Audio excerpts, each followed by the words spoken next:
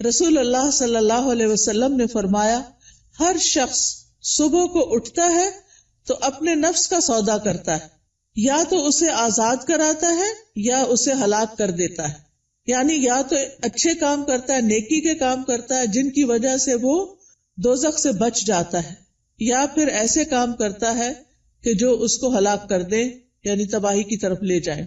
اب میں چند کام جو صبح سے رات تک کرنے چاہیے جو ہمیں سنت سے پتہ چلتے ہیں ان میں سے ایک ایک کا ذکر کروں گی، اور آپ اس کو سن کر اپنا جائزہ لیتے جائیے اور میرے ساتھ شیئر بھی کیجئے کہ کیا آپ یہ کرتے ہیں یا آپ کو کرنے کی ضرورت ہے۔ سب سے پہلی چیز کہ جو ہی ہماری آنکھ کھلے ہمیں کیا کرنا چاہیے؟ دعا پڑھنی چاہیے۔ کس کس کو یہ دعا آتی؟ الحمدللہ، لیکن سب کو نہیں آتی۔ میری گزارش ہوگی سب بہنوں سے کہ اس دعا کو خود بھی سیکھیں اور اپنے بچوں کو بھی سکھائیں۔ وہ دعا کیا ہے؟ الحمدللہ الذی احیانا بعدما اماتنا والیہ النشور۔ اور ایک اور دعا بھی ہے، اگر وہ بھی آتی ہے تو ٹھیک، نہیں تو وہ بھی اچھا ہے۔ الحمدللہ الذی رد علی روحی واذن لی بذکرہ۔ اللہ کا شکر ہے جس نے میری روح لوٹا دی اور مجھے اپنے ذکر کی اجازت دے دی، کہ مجھے توفیق دے دی۔ کیونکہ آپ دیکھیں کتنے ہی لوگ ہیں جو سوتے ہیں تو پھر جاگتے نہیں۔ ابھی ریسنٹلی میری ایک بہت عزیز ساتھی کے ہسبینڈ کا انتقال ہوا ہے۔ وہ صبح اٹھے ہیں، فجر کے وقت نماز پڑھی ہے، اپنے معمولات کیے ہیں، پھر اشراق پڑھی ہے اور دوبارہ آرام کرنے کے لیے لیٹ گئے۔ ہم میں سے اکثر لوگ یہ کرتے ہیں نا، راتیں چھوٹی ہوتی ہیں، موسم بھی گرم ہوتا ہے، رات کو سوتے ہوئے دیر ہو جاتی ہے تو انسان پھر کیا کرتا ہے، اٹھنے کے بعد پھر لیٹ جاتا ہے، اور وہ اسی طرح لیٹ گئے ہیں لیکن پھر دوبارہ نہیں اٹھے۔ ہمیں سے کسی کو نہیں پتا کہ جب وہ سوئے گا تو دوبارہ اٹھے گا یا نہیں۔ اس لیے معمول بنا لیجئے کہ ذکر کر کے سونا ہے اور اٹھتے ہوئے بھی اللہ کا شکر ادا کرنا ہے کہ اس نے ہماری روح، ہماری جان ہمیں واپس لوٹا دی۔ تو دن کا آغاز اللہ کی حمد و ثنا، اللہ کی تعریف، اور اس بات کے ساتھ وَإِلَيْهِ النُّشُورُ کے واپس جانا ہے۔ ہماری واپسی بھی اللہ کی طرف سے۔ جس نے ہمیں زندہ کیا، پیدا کیا، وہی ہمیں موت دے گا۔ پھر آپ دیکھیے کہ اس کے ساتھ ہمیں یہ بھی یاد رکھنا چاہیے کہ کائنات کی ہر چیز تسبیح کر رہی ہے اللہ کی تعریف بیان کر رہی ہے۔ قیامت کے دن سب سے افضل بندے وہ ہوں گے جو کثرت سے اللہ کی تعریف کرتے ہیں، حمادون ان کو کہتے ہیں۔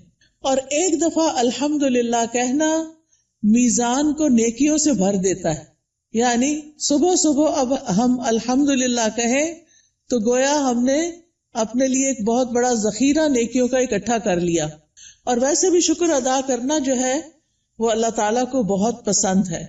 پھر آپ دیکھیں کہ جب یہ کہتا ہے نا کہ وَإِلَيْهِ النُّشُورُ، کہ دوبارہ اسی کی طرف جی اٹھنا ہے، تو قبر سے بھی اٹھنا ایسا ہی ہے جیسے کوئی بستر سے اٹھتا ہے۔ کسی کو اچھے خواب آتے ہیں وہاں اور کسی کو نہیں آتے۔ قبر میں بھی کچھ لوگ تو خوشحال ہوں گے اور کچھ لوگ برے حال میں ہوں گے۔ بہرحال قیامت کے دن سب کو اٹھنا ہوگا، تو انسان موت کو یاد کرتے ہوئے، اپنے مقصد کو سامنے رکھتے ہوئے کہ واپسی بھی ہے، اس طرح دن کا آغاز کرے تاکہ اچھے سے آغاز کرے۔ اس کے بعد سب سے پہلا کام آپ کیا کریں گے؟ بیڈ ٹی پئیں یا کچھ اور کریں گے؟ نماز فجر اسی وقت پڑھیں گے جب آپ فجر کے لیے اٹھیں گے۔ جو لوگ اس وقت نہیں اٹھتے وہ بہت بڑا نقصان کر لیتے ہیں۔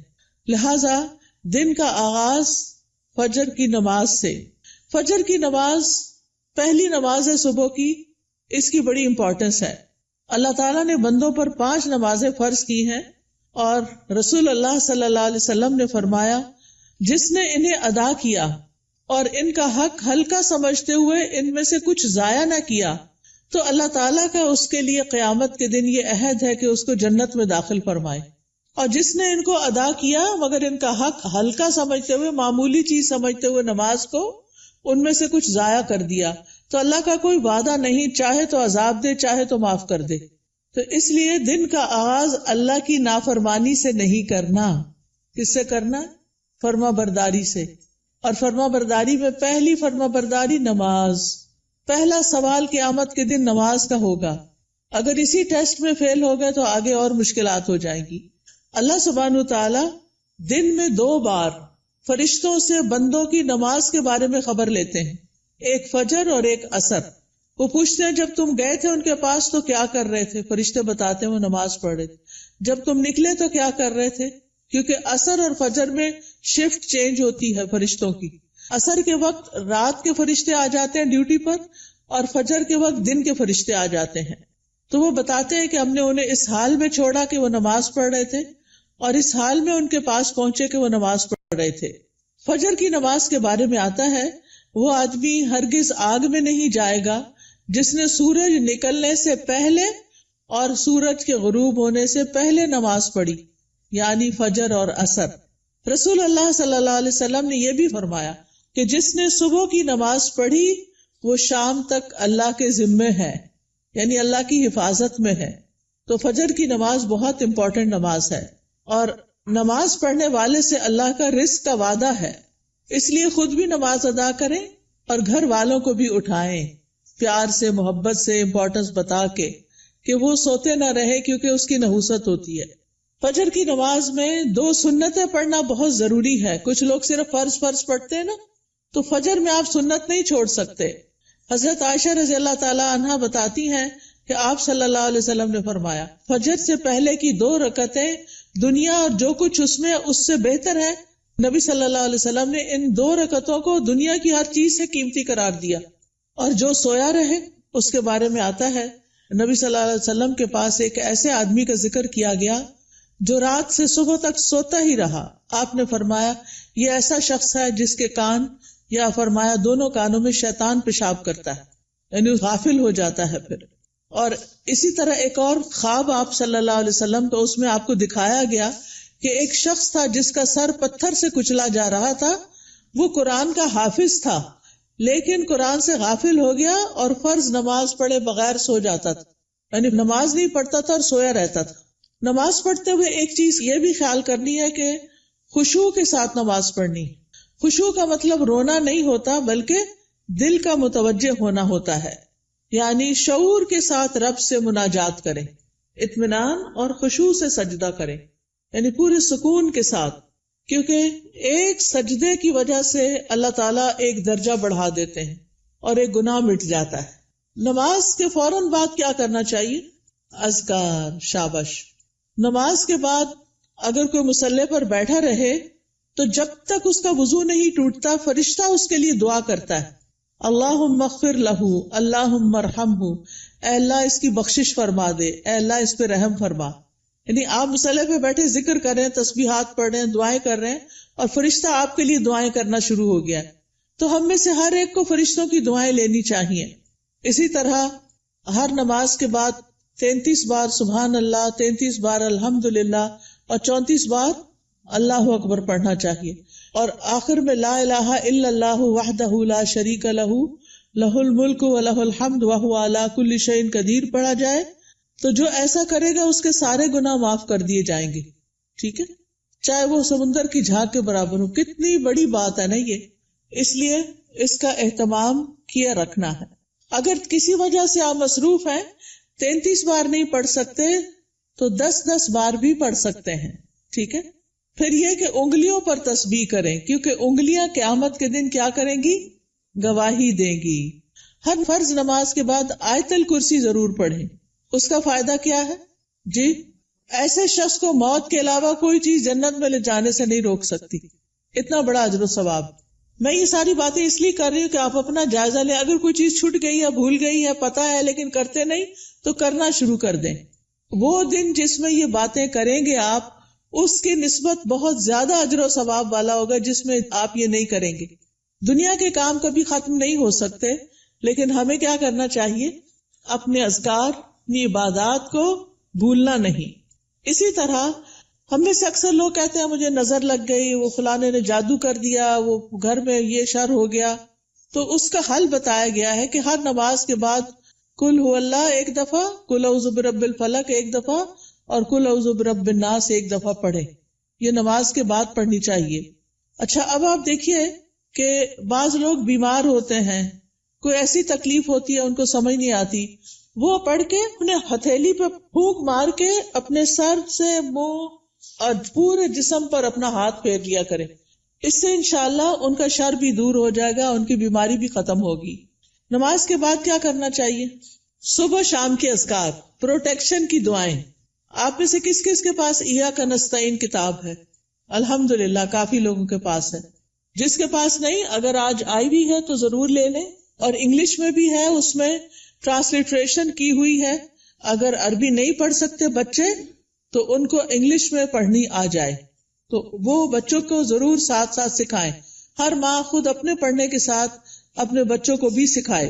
تو اگر زبانی یاد نہیں تو دیکھ کے پڑھ لیجئے. انشاءاللہ جب آپ پروٹیکشن کی دعائیں پڑھیں گے تو آپ نظر سے، حسد سے اور بہت سے شر سے بچ جائیں گے. ٹھیک ہے نا؟ ایسا نہیں کہ لوگوں کی نظر تیز ہوتی ہے، ایسا ہے کہ ہمارے اوپر پروٹیکشن وال نہیں ہوتی کیونکہ ہم اذکار نہیں کرتے. اور پھر آپ دیکھیے کہ اگر کوئی شخص آپ میں سے جیسے بزرگ خواتین ہیں جن پہ بچوں کی، چھوٹے بچوں کی ذمہ داری نہیں یا گھر کے بہت سارے کام کاج نہیں، تو وہ فجر کی نماز سے سورج طلوع ہونے تک بیٹھے رہے مصلی پر. کیونکہ رسول اللہ صلی اللہ علیہ وسلم نے فرمایا جو شخص صبح کی نماز جماعت کے ساتھ ادا کرے پھر بیٹھا اللہ کا ذکر کرتا رہے یہاں تک کہ سورج نکل آئے، پھر 2 رکعتیں پڑھے اشراق کی، یعنی اس کے لیے ایک حج اور عمرے کا ثواب ہے. کوئی معمولی اجر ہے؟ کتنا بڑا اجر کما لیتے ہیں وہ لوگ جو تھوڑا صبر سے بیٹھے رہتے ہیں فجر کے بعد اور نفل پڑھ کے اٹھتے ہیں، اور 2 رکعتیں ہی پڑھنی ہوتی ہیں. تو انسان کا دل، اس کی روح، یہ سیراب ہو جاتے ہیں ان اعمال سے جو ابھی تک میں نے آپ کو بتائے. آپ کے لیے خیر و برکات کے دروازے کھل جاتے ہیں، دنیا اور آخرت میں سلامتی کا ذریعہ ہے، عظیم اجر و ثواب کا ذریعہ ہے، شر کے آنے سے پہلے، تکلیف کے آنے سے پہلے، واقع ہونے کے بعد اسے ہٹانے کا ذریعہ ہے. یہ دعائیں، یہ جو میں بتا رہی ہوں نا پروٹیکشن کی دعائیں جو ہیں، رب کے سامنے فقر اور عاجزی کا اظہار بھی ہے، اللہ تعالیٰ کی نعمتوں کا اعتراف بھی ہے. اور یہ ایسے ہی ہے جیسے کوئی دشمن سے بچنے کے لیے اپنے آگے کوئی بال کھڑی کر لے. تو انشاءاللہ اگر ساری نہیں بھی پڑھ سکتے تو معوذتین، بسم اللہ الذی لا یضر، اعوذ بکلمات اللہ التامات من شر ما خلق، اور کچھ اور مختصر دعائیں پڑھ کے اپنے اوپر بھی پڑھیں اور بچوں کو بھی پڑھنا سکھائیں. اس کے بعد کیا کریں گے یہ بتائیے؟ تلاوت کریں، چاہے تھوڑی سی کیوں نہ کریں. اور اگر میں سمجھتی ہوں بچوں کے اسکول جانے کا وقت ہوتا ہے تو اپنی تلاوت کا وقت نہیں رہتا، پھر آپ کیا کریں؟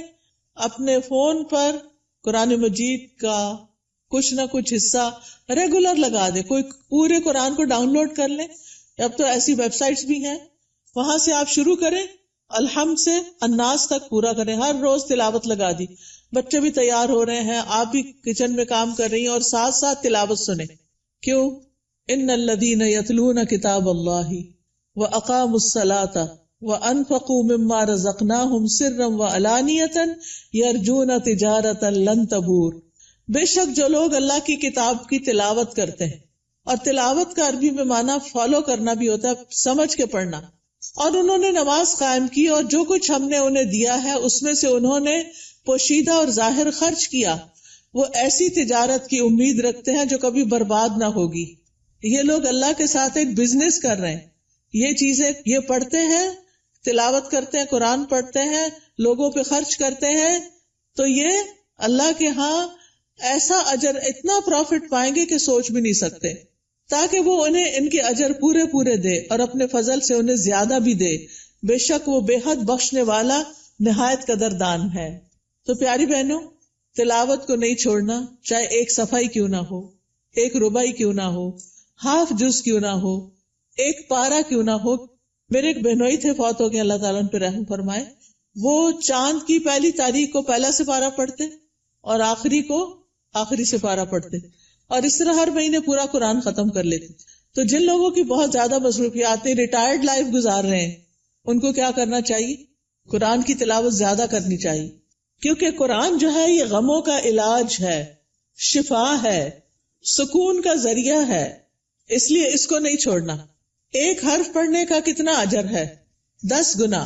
ایک حرف الف پڑھیں گے تو 10 نیکیاں، لام پڑھیں گے تو 10 نیکیاں، میم پڑھیں گے تو 10 نیکیاں.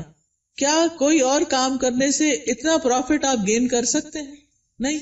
ہاں ایک مشکل ہے، کچھ لوگوں کو پڑھنا نہیں آتا، یا ان کی تجوید ٹھیک نہیں، یا وہ ڈرتے ہیں کہ کوئی سن لے گا تو پھر کیا ہوگا.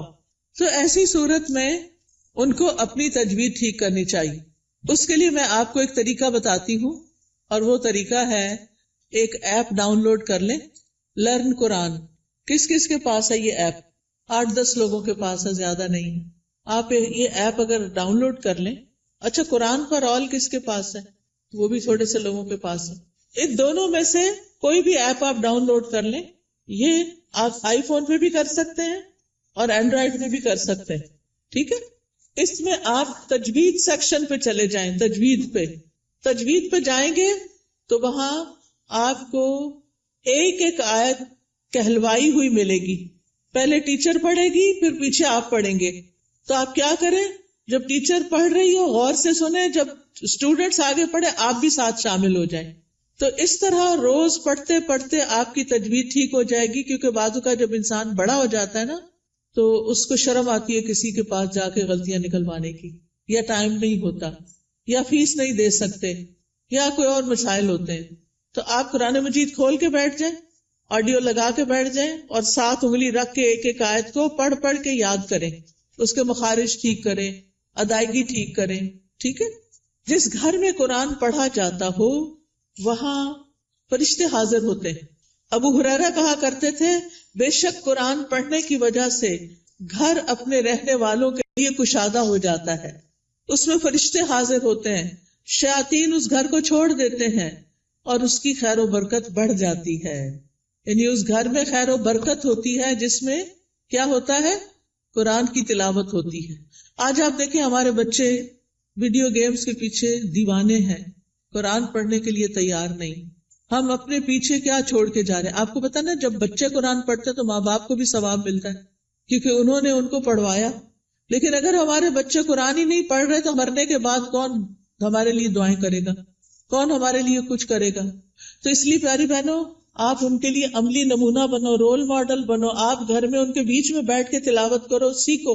اگر نہیں تو انہیں بتایا، میں اب دیکھو اس ایج میں سیکھ رہی ہوں، چلو ہم سب مل کے سیکھتے ہیں. ان کو بھی ساتھ بٹھا لیں، چھوٹی سی گھر میں کلاس بنا لیں، 2-3 بچے اور آپ خود بیٹھ جائیں. اگر آپ کے ہسبینڈ بھی ساتھ بیٹھ جائے تو بہت ہی اچھا ہے. اگر یہ نہیں ہوتا تو کوئی ٹیچر ہائر کریں جو گھر پہ آئے، یا آپ اس کے پاس لے جائیں یا آن لائن پڑھائیں. لیکن اس فریضے سے آپ نے کوتاہی نہیں کرنی کہ بچوں کو قرآن سکھا کے جانا ہے دنیا سے. اور جس گھر میں قرآن نہیں پڑھا جاتا وہ اپنے رہنے والوں کے لیے تنگ ہوتا ہے، نحوست ہوتی ہے اس میں. فرشتے اس گھر کو چھوڑ دیتے ہیں، شیاطین آ جاتے ہیں اور اس گھر کی خیر و برکت کم ہو جاتی. تب ہمارے اوپر ہے نا، ہم کیا چاہتے ہیں. قرآن مجید صرف موبائل سے نہیں پڑھیں، وہ بھی ٹھیک ہے اگر نسخہ نہیں ہے آپ کے پاس، لیکن مصحف ہونا چاہیے. اور مصحف کو اپنے سرانے رکھا کریں. سرانے سے مطلب بیڈ سائڈ ٹیبل ہے نا، وہاں رکھا کریں. کیونکہ قبر میں بھی قرآن سرہانے کی طرف سے آئے گا اور بچائے گا. اگر دنیا میں ساتھ نہیں رکھا نا، قبر میں نہیں آئے گا. سمجھ آ گئی بات؟ تو ابھی سے اس کو پاس رکھے، ساتھی بنائیں تاکہ قبر میں بھی وہ آپ کے ساتھ ہو. حدیث میں آتا ہے، آدمی کو جب اس کی قبر میں لایا جاتا ہے تو فرشتہ اس کے سر کی طرف سے عذاب دینے کے لیے آتا ہے. تو تلاوت قرآن اسے دور کر دیتی ہے. قبر میں عذاب نہیں دینے دیتے، وہ کہتے پیچھے جاؤ. جب فرشتہ سامنے آتا ہے تو صدقہ اسے دھکیل دیتا ہے. جب پاؤں کی طرف آتا ہے تو مساجد کی طرف جانا اس کو دھکیل دیتا ہے. ٹھیک ہے، پھر آپ دیکھیے کہ تلاوت کر لی آپ نے، تو آپ اب اٹھ کے 2 نفل پڑھ لیں اگر آپ نے پہلے نہیں پڑھے تلاوت سے. ورنہ فجر کی نماز پڑھ کے تلاوت شروع کر دیں اور پھر اشراق کے نفل پڑھ لیں، تو ٹائم بھی پاس ہو جائے گا، حج عمرے کا ثواب بھی ملے گا. یہ 2 نفل جو ہیں سارے جوڑوں کا صدقہ ہے. میں اکثر لوگوں کو بتاتی ہوں، اگر آپ کے جسم میں آپ کو جوائنٹس پین ہے تو آپ یہ تجربہ کر کے دیکھیں، اپنے سارے جوڑوں کا صبح صبح صدقہ دیں، 2 نفل پڑھیں، آپ کی تکلیف دور ہو جائے گی. کیونکہ میں نے یہ پرسنلی ایکسپیرینس کیا. پھر آپ دیکھیے، ہر روز اپنے نفع مند علم میں اضافہ کریں. چاہے کوئی اچھا لیکچر سنیں، چاہے کوئی کلاس جوائن کریں، چاہے کوئی کتاب پڑھیں. تو علم نافع جو ہوتا ہے وہ 2 طرح کا ہوتا ہے. ایک دینی اور شرعی علم، جس میں ہم قرآن کا ترجمہ سیکھتے ہیں، تفسیر سیکھتے ہیں، جس میں ہم دعائیں سیکھتے ہیں، جس میں ہم نماز کا طریقہ سیکھتے ہیں، سیرت کے بارے میں سیکھتے ہیں، احادیث پڑھتے ہیں. یہ دینی علوم ہے. اور دنیاوی علم جس سے انسان دوسروں کو فائدہ پہنچا سکے، جیسے طب ہے، ڈاکٹر بننا ہے، بزنس ہے، ایگریکلچر ہے، انڈسٹری کے بارے میں جاننا، آئی ٹی کے بارے میں، یہ ساری تعلیم حاصل کرنا تاکہ آپ دوسرے لوگوں کو فائدہ پہنچا سکیں اور اپنی ارننگ بھی کر سکیں. تو یہ بہت فائدے کی چیز ہے کہ اب آپ نے نماز، قرآن تلاوت، اشراق سب کر لی، اب یا اپنی جاب پہ جائیں یا پھر اگر گھر میں ہیں تو گھر کے کام کاج کریں اور اس کے بعد اپنا نالج بھی بڑھائیں. اس کے لیے آپ سیکوینس کے ساتھ لیکچر سنا کریں. کبھی حدیث سے شروع کر لی ہے تو وہ سارے لیکچرز پورے کر لیں، ہر روز ایک ایک کر کے. اگر تفسیر شروع کر لی ہے تو اس کو شروع کر کے آگے تک لے جائیں، لیکن اپنے علم میں پختگی لائیں. اور اگر ہو سکے تو کوئی نہ کوئی کلاس جوائن کریں. رسول اللہ صلی اللہ علیہ وسلم نے فرمایا، جو شخص صبح کے وقت اس لیے مسجد کی طرف نکلا کہ بھلائی سیکھے یا سکھائے تو اس کے لیے پورا حج ادا کرنے والے کے مثل اجر ہے. اتنا بڑا اجر ہے. یاد رکھیں، علم سیکھنے اور سکھانے کے لیے وقت مقرر کریں، جگہ مقرر کریں، ورنہ اگر آپ صرف چلتے پھرتے ہی سن رہے ہیں تو پکا علم نہیں آئے گا. کوئی بات سمجھ آئے گی، کوئی نہیں آئے گی. نہ ہونے سے بہتر ہے کچھ تو سن لیں، لیکن گھر میں بھی ٹیبل چیئر سیٹ کر کے رکھیں اور اپنا لیپ ٹاپ سیٹ کریں اور کوئی آن لائن کلاس جوائن کر لیں یا پھر گھر میں پڑھیں، خود سے سیلف اسٹڈی کریں، لیکن ٹائم اور پلیس، زمان اور مکان مقرر کریں. اس سے آپ کی گروتھ ہوگی. جتنا جتنا آپ سیکھتے جائیں گے آپ نیکیوں میں آگے بڑھتے جائیں گے، برائیوں سے دور ہوتے چلے جائیں گے. پھر آپ دیکھیں کچھ بہنیں ناشتہ نہیں کرتی، وہ کہتی ہیں کہ موٹے ہو جائیں گے اور چھوڑو پرے، لیکن ناشتہ ضرور کریں. آپ کو کام کرنے کے لیے، پڑھنے کے لیے، جاب پہ جانے کے لیے انرجی چاہیے. چاہے چند کھجوریں ہی کیوں نہ کھا لیں، کھجور پانی لے لیں، کچھ اور سیڈز وغیرہ لے لیں، نٹس لے لیں، جو بھی آپ کو پسند ہو. اگر دودھ پسند ہے تو زیادہ دودھ اور کم چائے ڈال کے پی لیں. بہت سے لوگ صرف کافی پی لیتے ہیں تو وہ درست نہیں کہ آپ اپنے آپ کو صرف ایسی چیزوں پر کہ جو آپ کے اندر کیفین ڈالے اور آپ صرف اس کی وجہ سے ایکٹیو اور غذائیت نہ ہو، تو آپ دیکھیں کہ پھر آپ سے بہت سے کام ہو نہیں پاتے، آپ جلدی تھک جاتے ہیں. تو اس کو بھی بچائیے. اپنے جسم کی حفاظت بھی عبادت ہے، ٹھیک ہے نا؟ جسم کی حفاظت بھی عبادت ہے. یہ نہیں کہ سب کی ٹیک کیئر کرتے کرتے اپنے آپ کو بلا کے رکھ دیں اور پھر کسی کام کے نہ رہیں، نمازیں بھی بیٹھ کے شروع کر دیں. یہ نہیں ہونا چاہیے. پھر آپ دیکھیے کہ کھانا بھی عبادت ہے. بسم اللہ پڑھ کر کھائیں، بیٹھ کر کھائیں. میں نے دیکھا ہے کہ بعض اوقات لوگ اس بات کی پرواہ نہیں کرتے، چلتے پھرتے کھا رہے ہوتے. خاص طور پر مائیں کچن میں کام کر رہی ہیں، اپنا ناشتہ رکھ لیا، ادھر سے ایک نوالا لیا، ادھر کام کیا. یہ درست نہیں. آپ کے بچے بھی یہی کریں گے. چھوٹے بچوں کو بھی میں نے دیکھا ہے وہی بھاگتے دوڑتے کھا رہے ہوتے ہیں.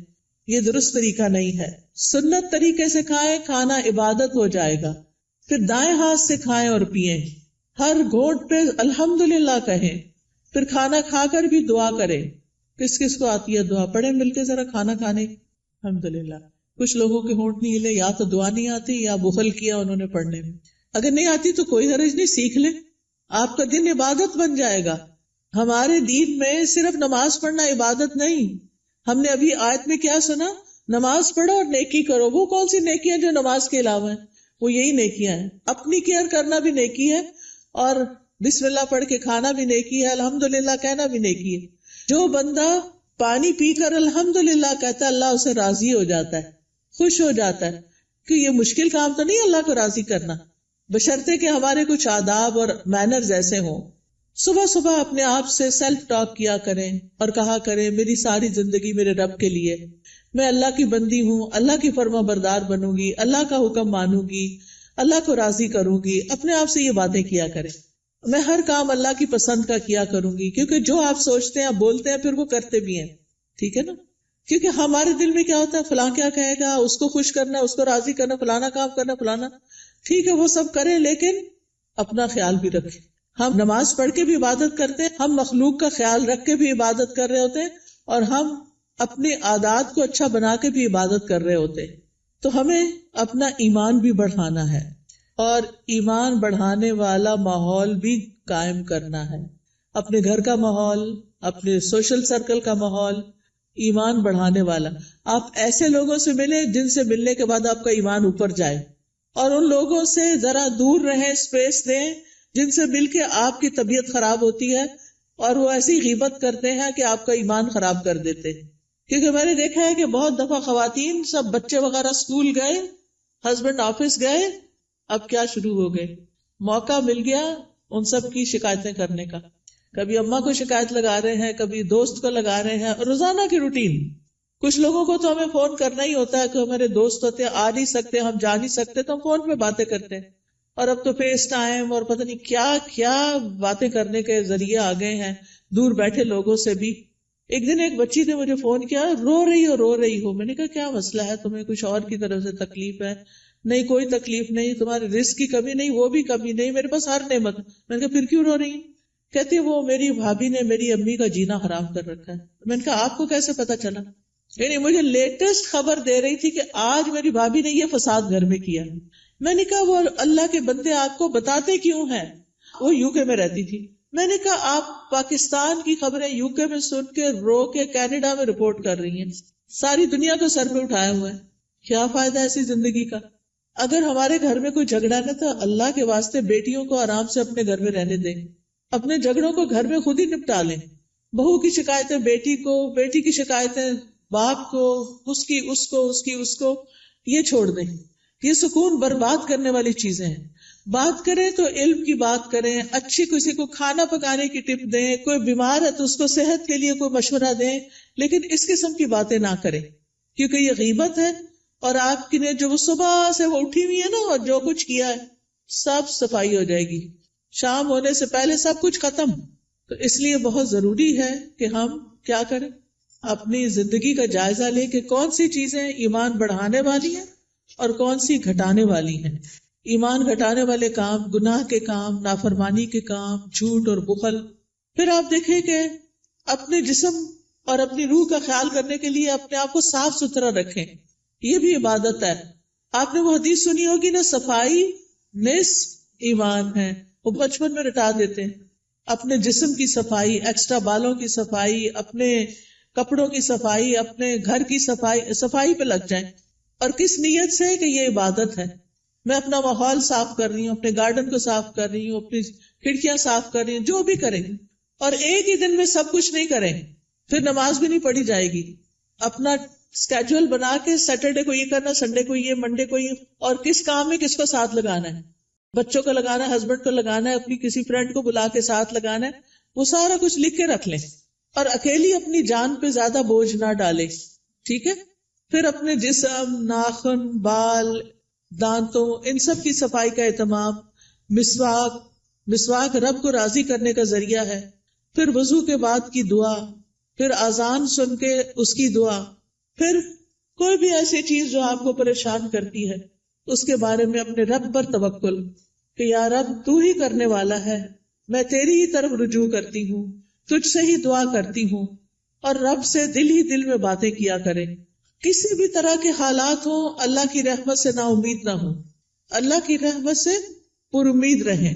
باہر گروسری کرنے جا رہے ہیں، کوئی بھی کام کر رہے ہیں، اس کے ساتھ اپنا غور و فکر اور ذکر جاری رکھیں. تمام دن اللہ کے ذکر سے اپنی زبان کو تر رکھیں. یعنی دنیا کے کام کرتے ہوئے جب زبان یعنی کہ خالی ہے، کچھ بھی بولنے کو نہیں، تو اللہ کا ذکر دل ہی دل میں اور زبان سے کرتے رہیں، کیونکہ اس سے آپ کے دل میں سکون رہے گا، آپ کی روح سرشار رہے گی. ایک دفعہ سبحان اللہ اور الحمدللہ کہنے سے زمین آسمان بھر جاتا ہے.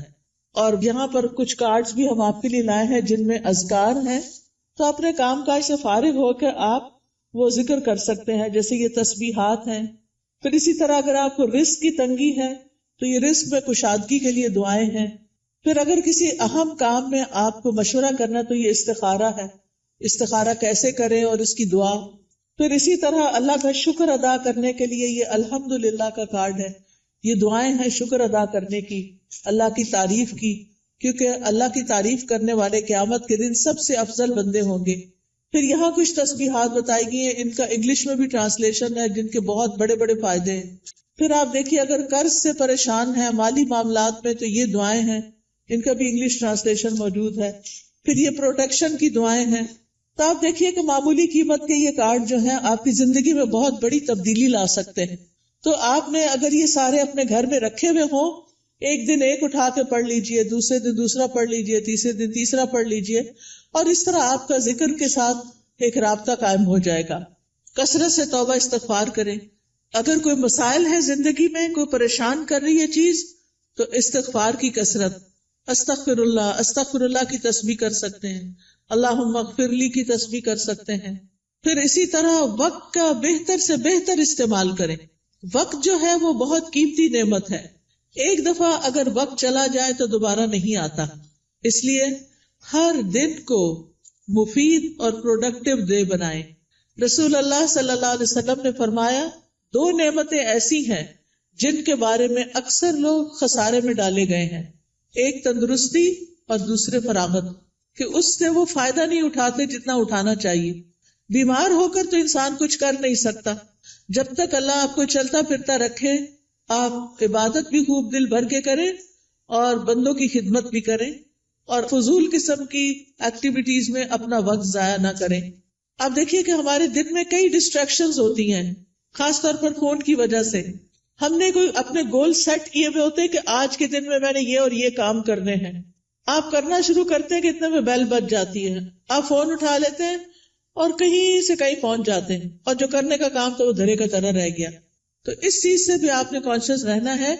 کچھ وقت کے لیے فون بند کر دیا کریں اور اس وقت اپنے کرنے کے کام پہلے پورے کریں، پھر اس کے بعد فون کھولیں، تاکہ آپ کا دن نتیجہ خیز دن ہو.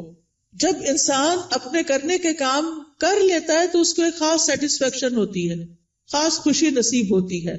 تو آپ اپنے کرنے کے کاموں کی لسٹ بنائیں، اپنے مقاصد کو دہرایا کریں، بے مقصد چیزوں سے خود کو دور رکھیں، اور جو ٹارگٹ آپ حاصل کرنا چاہتے ہیں اس کے لیے دیکھیں کہ آپ کو کیا کیا چاہیے، وہ بھی لکھ لیں.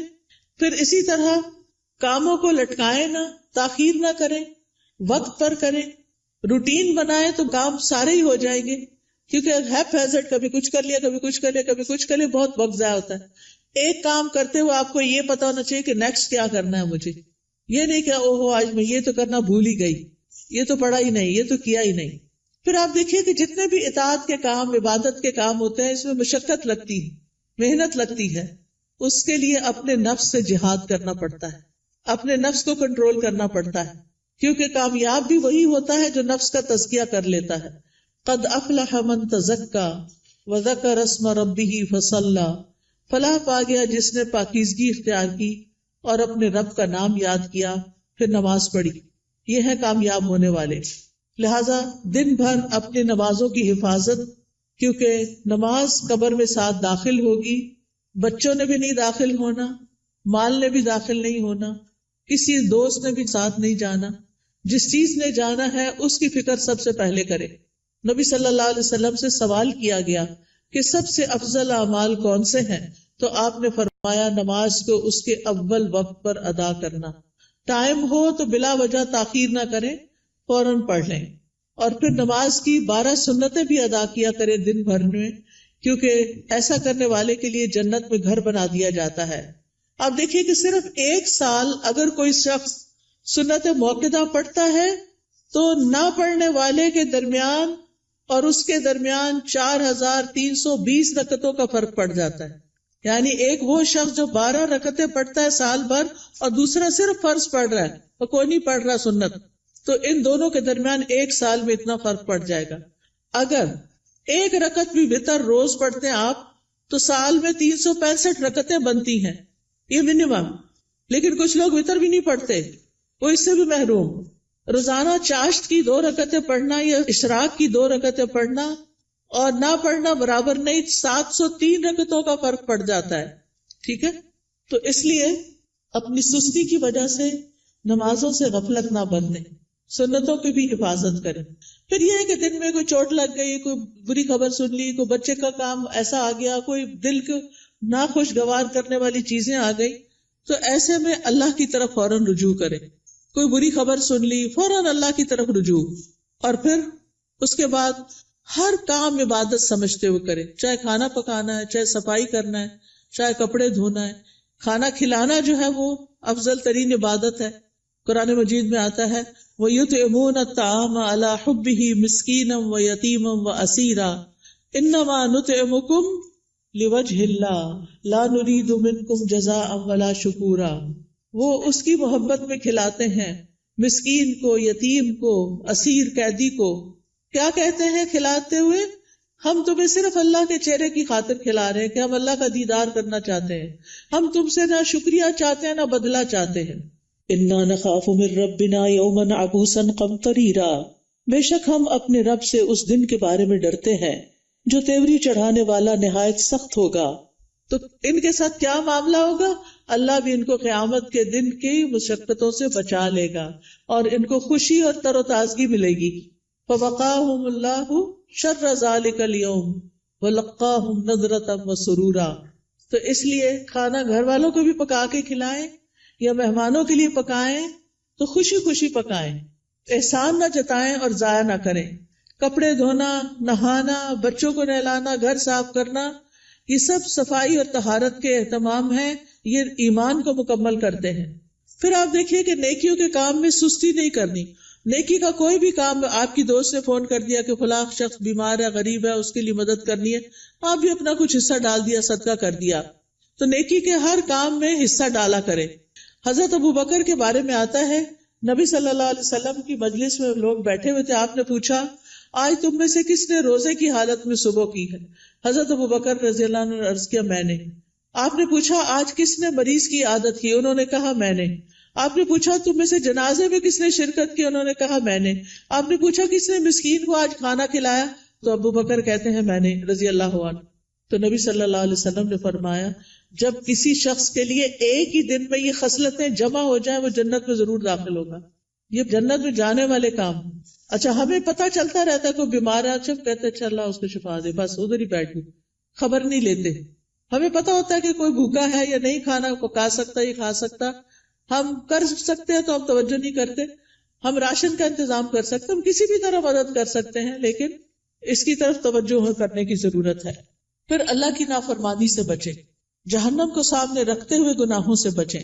یعنی صرف نیکی کے کام کرنا کافی نہیں، گناہوں سے بچنا بھی بڑا ضروری ہے. پھر لوگوں کے ساتھ معاملہ کرتے ہوئے اچھے اخلاق سے پیش آئیں. سب سے پہلا حق آپ کے اوپر والدین کا ہے. زندہ ہیں تو ان کی زیارت کو جائیں، ان سے بات کریں، ان کے لیے دعائیں کریں، ملاقات کریں تو ان کی پیشانی چومیں، ہاتھ چومیں، کیونکہ والدین سب سے زیادہ حسن سلوک کے مستحق ہیں. نماز میں ان کے لیے دعائیں کریں. فوت ہو گئے ہیں تو ان کے لیے دعا کے علاوہ صدقہ کیا کریں. گھر والوں کے لیے باعث خیر بنیں. اپنے گھر والوں کو آگ سے بچائیں، ان کو نیکی اور دین کی طرف لا کر. پھر اسی طرح جہاں بھی بیٹھے خیر پھیلانے والے بنے، دوسروں کا بھلا کرنے والے، دوسروں کو فائدہ پہنچانے والے. کسی کو کوئی اچھا مشورہ دے دینا، کسی کا کوئی دل ہلکا کر دینا، کسی کو کوئی کسی چیز کے بارے میں رہنمائی کر دینا، علم سکھانا. آپ دیکھیے کہ بعض اوقات علم سکھانا مال خرچ کرنے سے بھی افضل ہے. کیوں؟ اس لیے کہ مال خرچ کرنے سے ختم ہو جاتا ہے اور علم سکھانے سے بڑھ جاتا ہے اور پکا ہو جاتا ہے. اس لیے چاہے اپنے بچوں کو سکھائیں، چاہے اپنے بہن بھائیوں کو، کچھ نہ کچھ چھوٹا موٹا کنٹریبیوشن کرتے رہا کریں. جو اچھی باتیں آپ کو پتہ چلی ہیں وہ دوسروں کو بھی بتائیں. اس کے لیے آپ کے گھر میں کتابیں ہونی چاہیے، آپ کو کوئی نہ کوئی کلاس جوائن کرنی چاہیے تاکہ آپ سیکھیں اور سکھائیں. اس کے لیے کوئی بہت پی ایچ ڈی کرنے کی ضرورت نہیں ہوتی، وہ چند لوگ بھی کر لے تو کافی ہو جاتے ہیں.